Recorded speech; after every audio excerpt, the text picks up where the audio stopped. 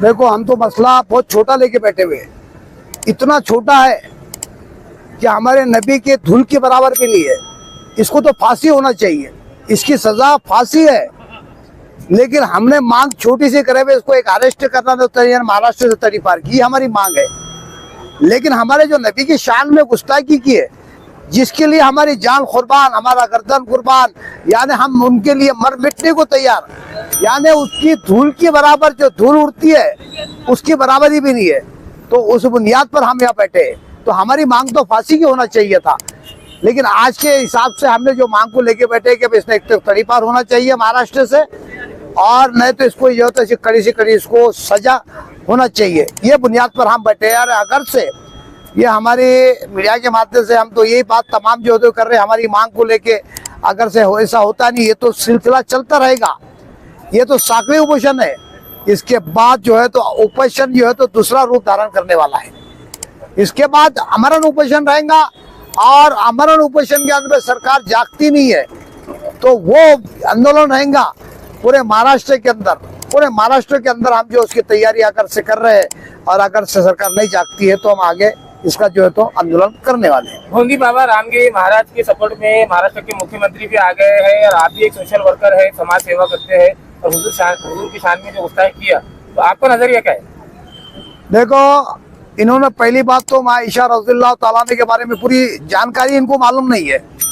जैसा इन्होंने बताया है कि माँ ईशा रज़ियल्लाहु ताला अन्हा का निकाह 6 साल की उम्र के अंदर ये थे, और हुजूर की उम्र 40 साल 50 साल बताई इन्होंने। तो कोई इल्म नहीं है दीन के मामले में, हमारे मजहब के बारे में इल्म बिल्कुल नहीं है।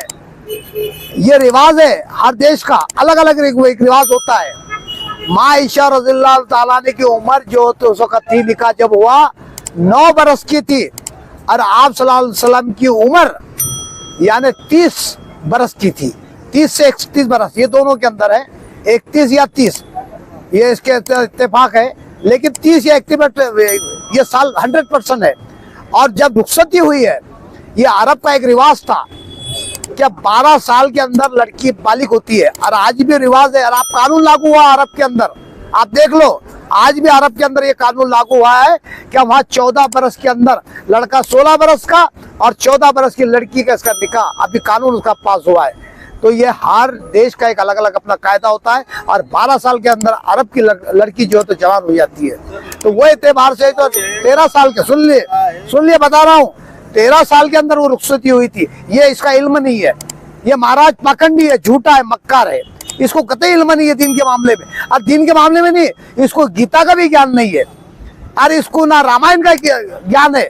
ये झूठा और पाखंडी और मक्कारी, ये सियासी आदमी है। पठान साहब, डॉक्टर बाबा साहेब अम्बेडकर ने संविधान लिखा है कि हर समाज और सब धर्मों का आदर करना चाहिए, तो क्या मुख्यमंत्री बाबा साहब के कानून के ऊपर चढ़ रहेगा? ये देखो, अभी एक बिल के बारे में इसके कुछ मैं नेता का नाम नहीं लूंगा, लेकिन एक बिल इसका सबमिट किया गया था कि अब एक ऐसा कानून बनाया जाए, एक कानून बनाया जाए कि अब किसी जाति धर्म के बारे में, या कोई भी जाति धर्म का हो, या हिंदू हो, मुस्लिम हो, सिख हो, दलित हो, या कोई भी समाज का हो, इसके बारे में कोई अगर गलत अल्फाज होता है तो इसको कड़ी से कड़ी सजा, यानी इसकी 10 साल की सजा, इसको कम से कम 10 साल की सजा, ऐसा एक बिल दाखिल किया गया था। लेकिन आज ही को अमल में नहीं आया। लेकिन इसका कानून बनना चाहिए, इसका बिल पास होना चाहिए, इसका कानून बनना चाहिए। कोई भी समाज का हो तो, या मैं ये नहीं बोल रहा हूँ, मैं किसी भावना को ठोस पहुंचाने वाली बात नहीं कर रहा हूँ, यानी कोई भी समाज का हो, अगर से कोई मुस्लिम समाज का भी अगर से किसी धर्म के बारे में गलत बोलता है तो मैं कहता हूँ उसको भी सजा मिलना चाहिए। पठान साहब, आप सातवीं उपोषण के लिए बैठे हैं, तो औरंगाबाद शहर से जितने समाजी सेवा संस्था वाले हैं, कौन कौन लोगों ने पार्टिंबा दिया? तमाम समाजवादी पार्टी की तरफ से हमारे जो है तो शहर अध्यक्ष है उनका भी पार्टिंबा, और उनके तमाम कार्यकर्ताओं को हमको पार्टिंबा है। राष्ट्रवादी के जो है तो युवा अध्यक्ष, उनका भी, उनके तमाम कार्यकर्ता का पार्टिंबा है। और शिवसेना उद्धव ठाकरे की जो है तो उनकी भी जो जितने भी रक्षा यूनियन के जो लीडर है उनके तमाम कार्यकर्ता, उनका भी हमको पार्टिंबा है।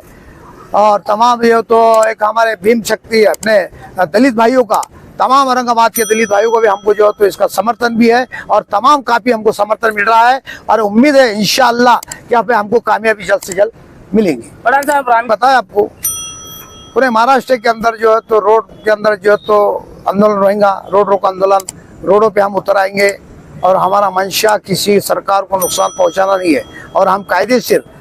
तो आज ऐसा लग रहा है हमको ऐसा लग रहा है ये लोकशाही खत्म हो गई है। सबसे पहले तो मैं ये बता दूं आपको कि ये जो मंडप है ये साहिब खां पठान का नहीं है, ये जो मंच है ये साहिब खां पठान का या फैसल खान का, ये हमारे भाई किसी का भी नहीं है। ये मंडप है आशिक रसूल का, जो आप सल्लल्लाहु अलैहि वसल्लम से मोहब्बत करते हैं, ये उनका मंडप है। और यहाँ वही लोग आएंगे, यहाँ वही लोग रहेंगे आके जो आप सल्लल्लाहु अलैहि वसल्लम से मोहब्बत करते हैं। आपने एक सवाल बहुत अच्छा पूछा इससे पहले कि सीएम एकनाथ शिंदे साहब ने उनका समर्थन किए जाके, उसका जवाब मैं देना चाहूँगा कि सीएम एकनाथ शिंदे इस मुल्क में संविधान से बड़े हैं, कानून से बड़े हैं, या कानून यहाँ का एकनाथ शिंदे से बड़ा है। मैं ये सरकार से सवाल करना चाहता हूँ, अगर सरकार इस कानून से बड़ी है या संविधान से बड़ी है तो वो रामगिरी महाराज के साथ रहेंगी, और अगर हमारे हिंदुस्तान का कानून और संविधान बड़ा है तो रामगिरी महाराज को सजा जरूर मिलेगी। फैसल सर, समाजवादी पार्टी केंद्र सरकार में अपोजिशन का रोल निभा रही है और हमारे प्रधानमंत्री मोदी जी कह रहे हैं सबका साथ सबका विकास, तो फिर मुसलमानों के साथ में ये ऐसे अन्याय क्यों हो रहा है? अब आप क्या पार्लियामेंट में आवाज उठाने की कोशिश करेंगे? देखिए, वक्फ एक्ट का जो बिल पास हो रहा था, सबसे पहले खड़े होकर आवाज उठाने वाले जो संसद के अंदर अखिलेश यादव जी थे, उन्होंने सबसे पहले संसद में आवाज उठाई और इस बिल का पुरजोर तरीके से विरोध किया। और मैं एक बात बताता हूं कि जो बीजेपी सरकार है वो मुसलमानों के खिलाफ थी, है, और मुझे लगता है आगे भी रहेंगी, मगर हम सबको एक होके आना पड़ेगा। आज देखिए, सिर्फ आप सल्लल्लाहु अलैहि वसल्लम की बेहुरमती नहीं हुई, गुस्ताखी नहीं की गई, बल्कि जो है तो हर वो शख्स की गुस्ताखी की गई जो इस दुनिया में मोहब्बत चाहता है, जो अमन चाहता है, जो शांति चाहता है।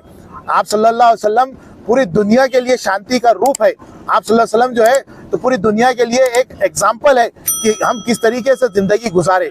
ये पूरे दुनिया के अमन पसंद लोगों की गुस्ताखी की गई, और इस गुस्ताख रसूल की एक ही सजा होनी चाहिए, उसे जल्द से जल्द महाराष्ट्र से तड़ीपार किया जाए। फैसल सर, देखने में आ रहा है कि अगर दूसरे समाज के ऊपर कुछ ऐसा गलत अफवाह या गलत बात कही जाती है तो समाज एक जगह हो जाता है, और आज हमारा मुस्लिम समाज पीछे है, एक जगह एकजुट क्यों नहीं हो रहा, क्या कहें? ये आपने बहुत ही बेहतरीन सवाल पूछा। देखिए, मैं औरंगाबाद शहर के हर एक उस नौजवान से, मुस्लिम नौजवान से अपील करना चाहता हूँ, हर एक चैनल पे जो आपके देख रहा है उससे मैं एक बहुत दर्दमंदाना अपील करना चाहता हूँ कि आइए आप, ये जो मंच है ये हुजूर सल्लल्लाहु अलैहि वसल्लम की जो बेहुरमती किया है उसके खिलाफ में ये मंच बैठा है। अगर आप सल्लल्लाहु अलैहि वसल्लम से मोहब्बत करते हैं तो आप इस मंच पे आएंगे, आप यहाँ आएंगे और अपनी मौजूदगी दर्ज कराएंगे। आपकी मौजूदगी दर्ज कराना हमारे मोहम्मद सल्लल्लाहु अलैहि वसल्लम से मोहब्बत का एक अदना सा दर्जा होगा। उनकी धूल, जो पैरों की धूल के बराबर भी उनसे मोहब्बत का दर्जा नहीं हो सकता हो, मगर आप यहाँ आके अगर अपनी मौजूदगी दर्ज कराएंगे, आप सल्लल्लाहु अलैहि वसल्लम से आपकी मोहब्बत है वो आप यहाँ आके दर्ज कराएंगे, तो मैं समझता हूँ कि सरकार के ऊपर एक दबाव बनेगा। जिस तरीके से यहाँ मॉब जमा होगा, जब यहाँ 200-500 लोग आएंगे तो सरकार के ऊपर प्रेशर आएगा और सरकार जो है तो बहुत जल्द उस ढोंगी बाबा को, उस हरामगिरी बाबा को जो है तो सलाखों के पीछे डालेगी। वैसे सर, साहिब खां पठान साहब ना तो नगर सेवक है, ना आमदार, ना खासदार, एक मामूली सोशल वर्कर है, और इतनी बड़ी हिम्मत करे हुजूर की शान पे गुस्ताखी करने वाले के खिलाफ में आज सातवीं पोजीशन के लिए बैठे। दूसरे जो नेता है हमारे, तो क्या उनको सबक लेना नहीं चाहिए साहिब खां पठान से? देखिए, मैं आते बराबर सबसे पहले यही बोला कि देखिए, मेरी पार्टी जो है तो मोहम्मद सल्लल्लाहु अलैहि वसल्लम से बड़ी नहीं है, और आपकी भी पार्टी जो है ना, आप सल्लल्लाहु अलैहि वसल्लम से बड़ी नहीं है।